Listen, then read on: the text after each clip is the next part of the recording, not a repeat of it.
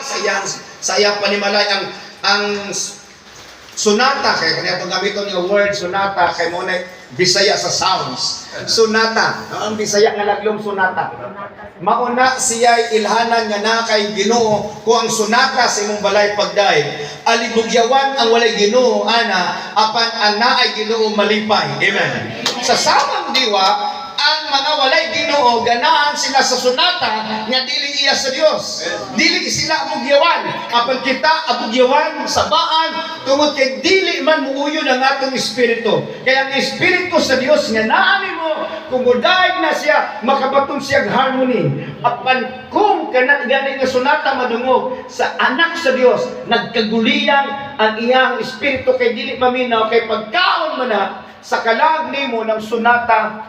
Kung unsang sunataha imong gipaminawan, muunang sunataha ang imong gipakaon sa imong kalang. Amen. Amen. Wala natin labo.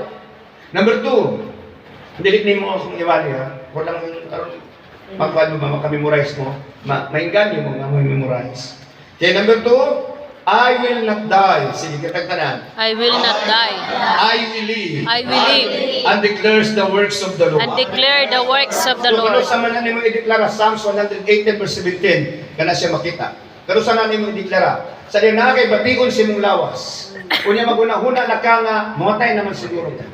O ang doktor ba moingon niya, ugma-ugmaon na lang ka. Kung ingon ka sa doktor o ugma-ugmaon na lang ka, malipay ka dili. Dili. Mayon ang doktor nga mamatay na kasunod si mana, kauna nang gusto nimong kaunon, mukaon ka dili. Apat kung naa kay Ginoo bisan pag inon ka sa doktor ugma ka mamatay, ang Dios imong hangyoon, I will not die, I will live and declares the works of the Lord. Amen? Amen? In the name of Jesus. Okay, number 3. Kitagtanan, number 3. I am blessed. I am blessed. I am anointed. I am anointed. Highly favored. Highly favored. Healthy and strong. Healthy and strong. Gusto mo na to? Sa to, una? I am blessed. I am anointed. I am anointed. Highly favored. Highly favored. Healthy and strong. Healthy and Unsa strong. mo? Healthy and? Strong. Unsa pa dyan? You are blessed. Amen? I am blessed. I am blessed. I am anointed, highly favored, healthy and strong.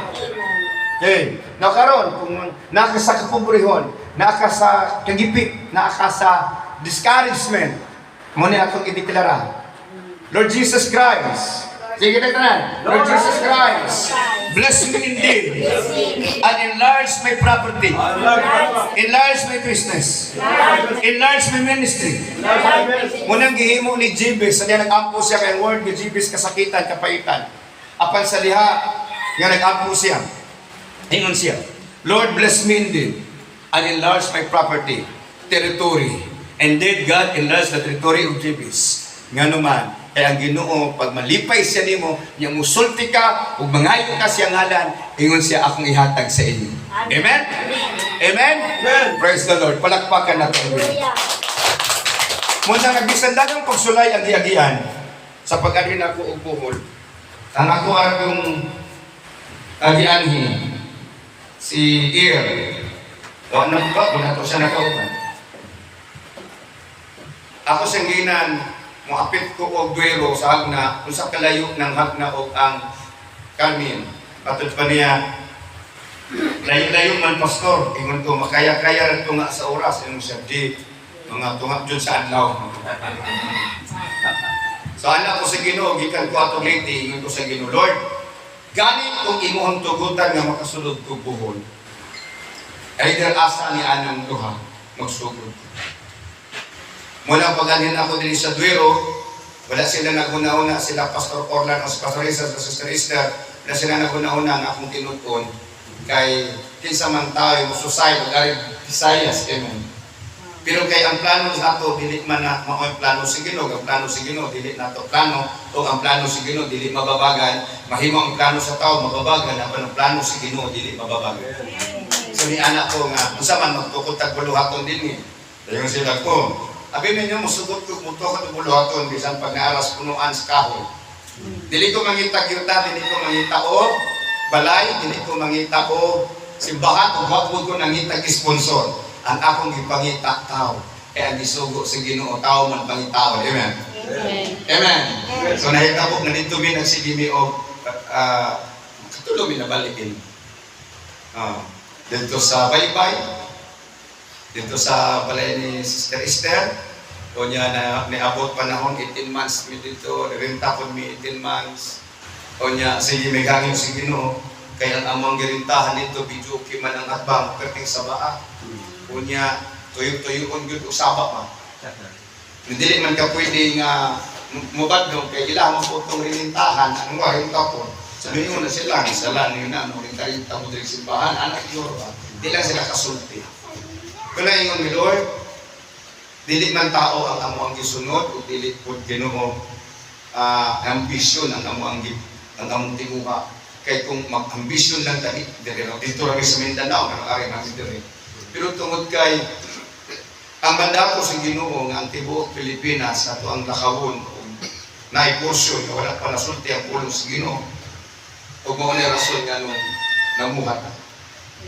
Karon salamat sa Ginoo nga nanata diri plaster na ang gisulayan ng building nga sa Bagyo ug Salino ang nagpabilin gyapon nga nagbaro.